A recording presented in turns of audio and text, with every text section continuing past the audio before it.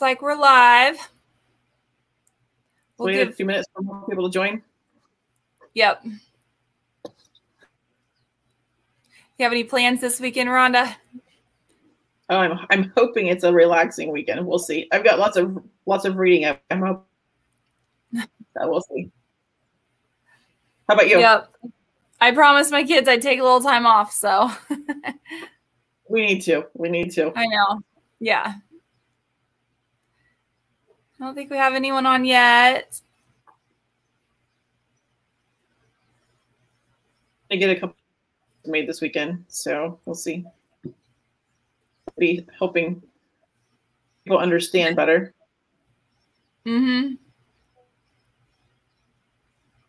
Okay, I think we got someone on. So they'll jump on here.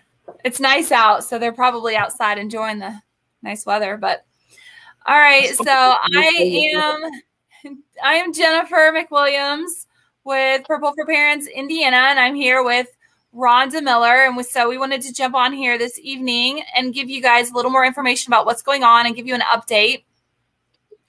And so one of the things that's been happening across the state, and we are really, really proud of our parents, our purple parents out there that are fighting and, you know, letting the schools know that they're not happy with what's happening, is that parents are opting their children out of the social emotional learning programs.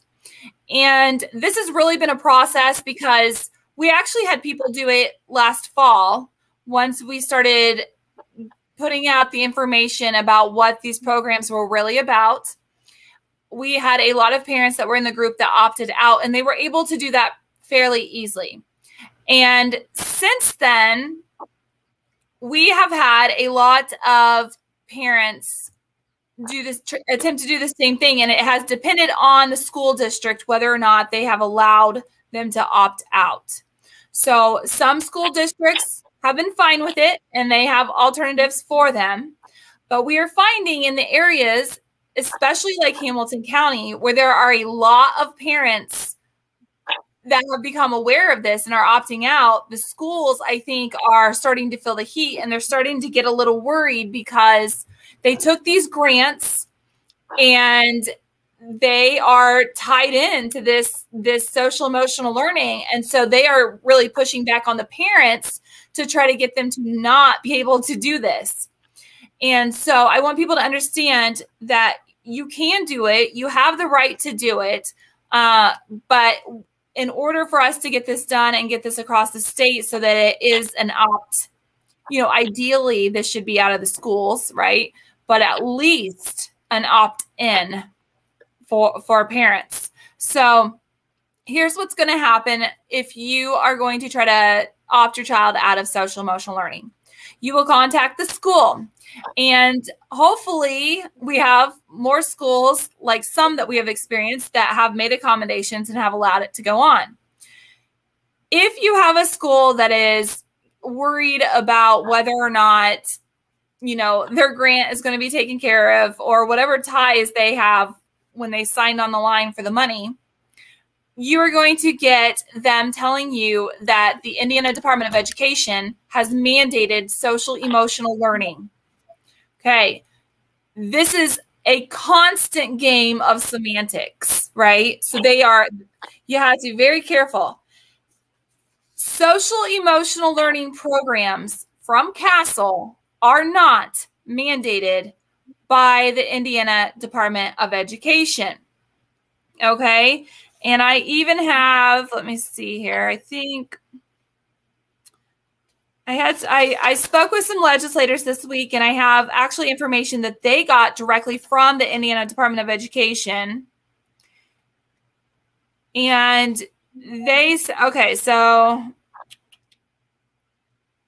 trying to look here. Sorry, Ron. I want to see if there was one. I thought there was one that said it was not required. I'm not seeing it right now, but I'll get this information to everyone. So what's happening is the Indiana Department of Education is saying, no, we did not state mandate it. We recommend it, but some of the competencies are within the employability skills standards. Okay.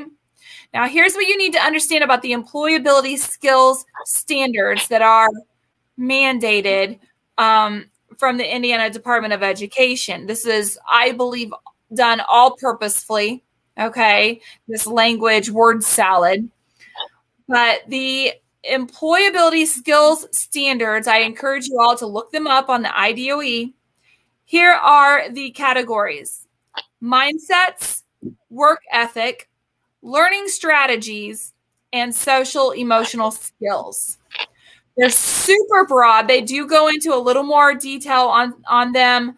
But for instance, in mindsets, it says lifelong learning, demonstrate willingness to work and learn, and continually apply new knowledge.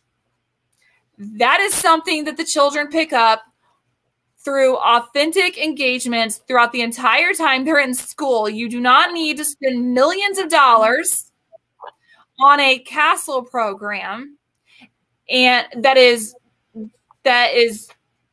based in social justice, critical theory ideology to teach a child how to demonstrate willingness to work and learn.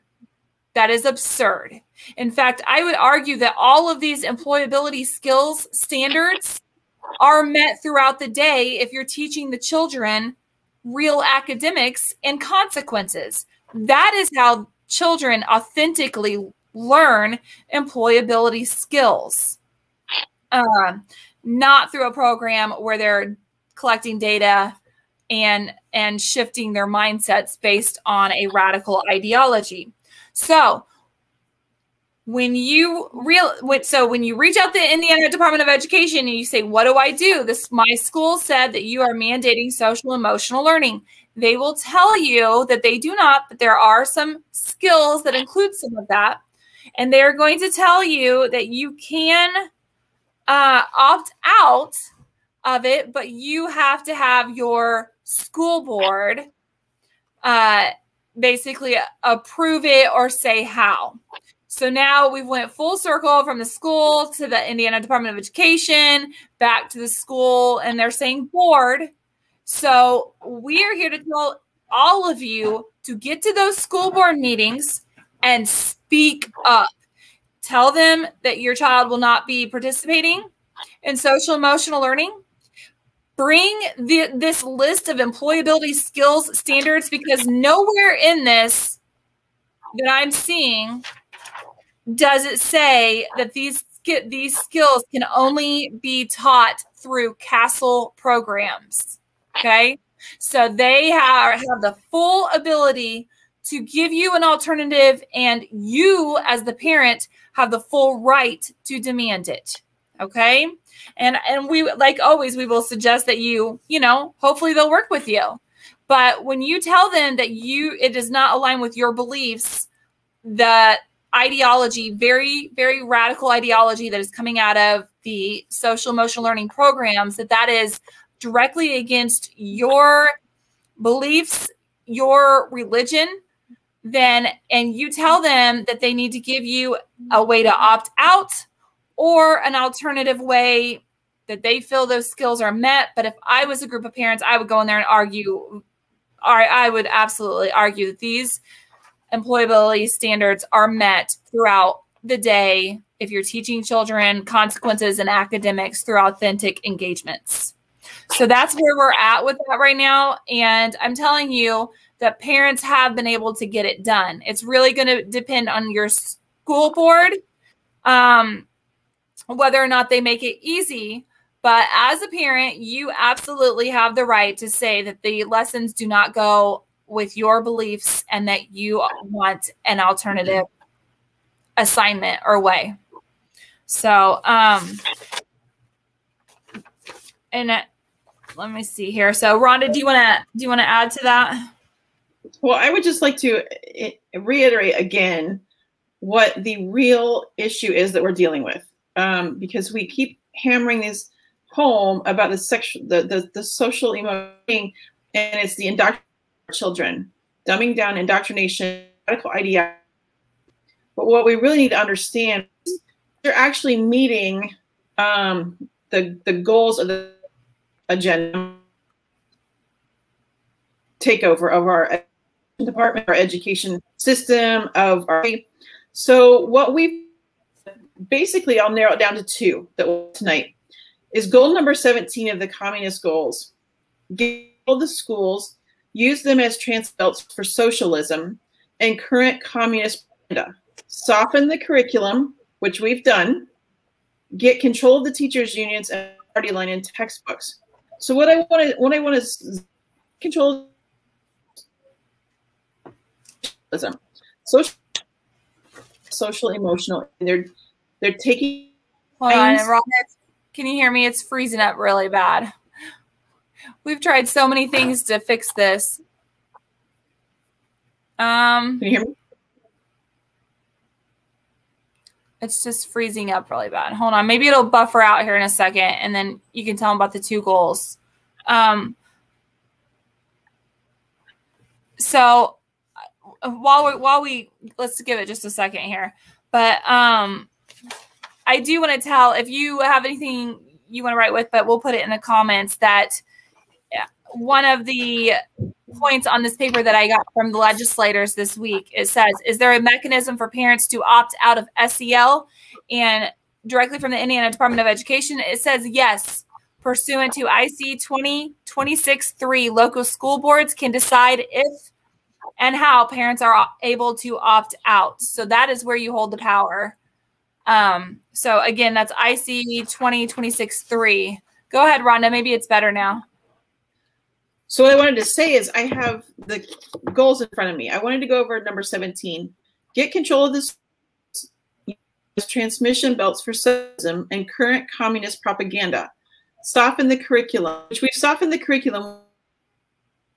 Now we are inserting socialism via the social emotional learning program. So that accomplishes communist goal number 17. So I want people to understand that that's really what we're dealing with, is we are fighting the communist agenda. The other one I wanted to talk about is number 32. It says support any socialist movement to get centralized control over any part of the culture. Education, social agencies, welfare programs, and mental health clinics have education, mental health. That's exactly what social has taken over and accomplished goal 32. So with just what the scenario we're talking about right now, accomplished those, what people really need to understand is target education system has been targeted by the communists from within. Mm-hmm. Yeah, and the video that you put out that went through all of those goals is very compelling, because as you listen to those goals be read and you understand what's going on in today's society, it's very concerning. And they absolutely have control of the school system. And we actually are going to, we actually have some incredible, what I would call, honestly, bombshell information that we are going to start releasing next week. And so when we say that social emotional learning is the critical race theory, we mean it, and we can prove it. So earlier today, I put a short video in our group, and I asked people to make sure they save everything with the superintendents, with administrators, on the websites about where they're denying that this is going on. In fact, this paper here from the Indiana Department of Education says, is critical race theory in any way included in either the Indiana academic standards or employability skills standards? The answer is no. Is the IDOE aware of any school district teaching critical race theory? The answer, they said, is no. But I am going to ask them to maybe pay attention to what we start putting out next week, because I think it's going to be very eye-opening for people, what we actually have uncovered. Right here, is critical race theory included in any of Indiana's SEL competencies? They have the answer is no. And I'm telling you, all three of those answers are yes, and we're going to show it. Okay. So, it's just really incredible and the whole idea of the word semantics. That's, I think, to me, is the most frustrating thing for parents, is that these parents see it. They see what's happening. They see what's coming home. And then they go to the school and they ask them about, the usage of this critical theory. And then the administrators and the superintendents are looking them straight in the eye and saying, we don't use it.